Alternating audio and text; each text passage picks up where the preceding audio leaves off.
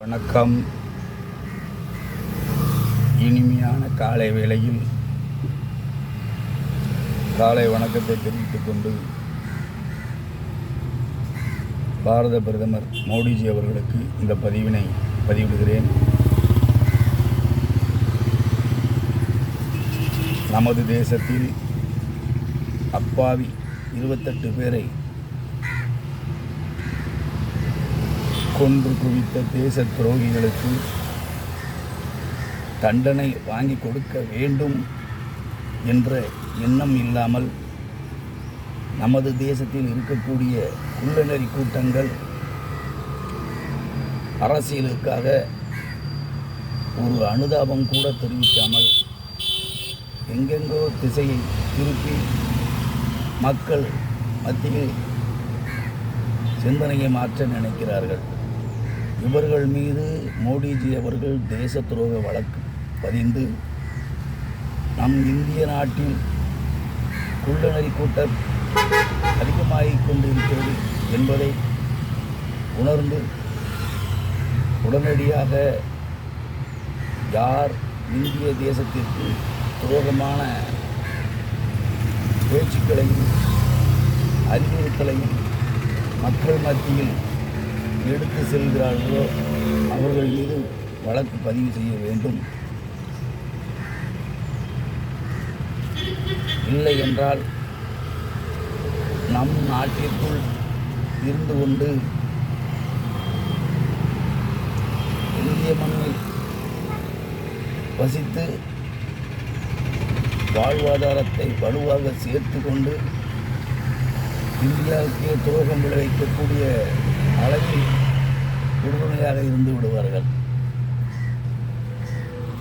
இன்றைய மாண்புமிகு தமிழக முதல்வர் அவர்கள்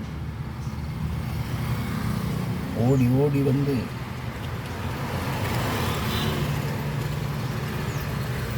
கிறிஸ்மஸ் வாழ்த்துக்கள் சொல்வார், ரம்ஜான் வாழ்த்துக்கள் சொல்வார், எல்லாவற்றிற்கும் வாழ்த்துக்கள் சொல்வார். ஆனால் இந்த அப்பாவி 28 பேர் இறந்ததற்கு ஒரு அனுதாபம் கூட தெரிவிக்கவில்லை என்பது கேவலமாக இருக்கிறது. அப்படி என்ன ஒரு ஓராஞ்சன் அப்பாவி மக்களின் உயிர் இவர்களுக்கு சர்வ சாதாரணமாக ஆகிவிட்டது. ஏனென்றால் கள்ளக்குறிச்சி கள்ளச்சாராய சாவு, மரக்காணம் கள்ளச்சாராய சாவு, மயிலாடுதுறை இரட்டை கொலை, இப்படி ஏகப்பட்ட உயிர் பலியை பார்த்தவர்கள். ஸ்டெர்லைட்டில் 13 பேருக்கு மேல் சுட்டு கொன்றது, இது போன்ற நிகழ்வுகளை அடிக்கடி பார்த்து இரத்த வடையில் வாழ்ந்து கொண்டிருக்கக்கூடியவர்கள் 2 திராவிட கட்சிகள். ஆகையால் இவர்களுக்கு அது ஒன்றும் பெரியதாக தெரியாது. இவர்களுக்கு சென்றதெல்லாம் கொலை, கொள்ளை, கற்பழிப்பு. காவல்துறையை தமது கட்டுக்குள் வைத்துக் கொள்ள வேண்டும். நம்மை மிஞ்சி யாரும் நம் மீது வழக்கு தொடரக்கூடாது. இந்த எண்ணம் மட்டும்தான். 26இல் உங்களுடைய ஆட்சி களையெடுக்கப்படும். பொதுமக்கள் சிந்திக்க ஆரம்பித்து விட்டார்கள். அன்றே எத்தனையோ மேடைகளில் நான் பேசியிருக்கிறேன். என்று தமிழன் சிந்திக்கிறானோ அன்று 2 திராவிட கட்சிகளும் அரியாசனத்தில் அமர முடியாது என்று.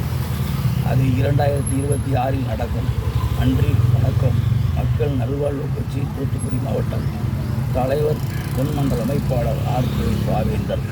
என்று மக்கள் பணியில் மனிதநேயத்தோடு வாழ்வோம். ஜாதி, மதம், இனம் அனைத்தையும் ஒழித்துவிட்டு தமிழன், இந்தியன் என்று ஒற்றுமையுடன் வாழ்வோம்.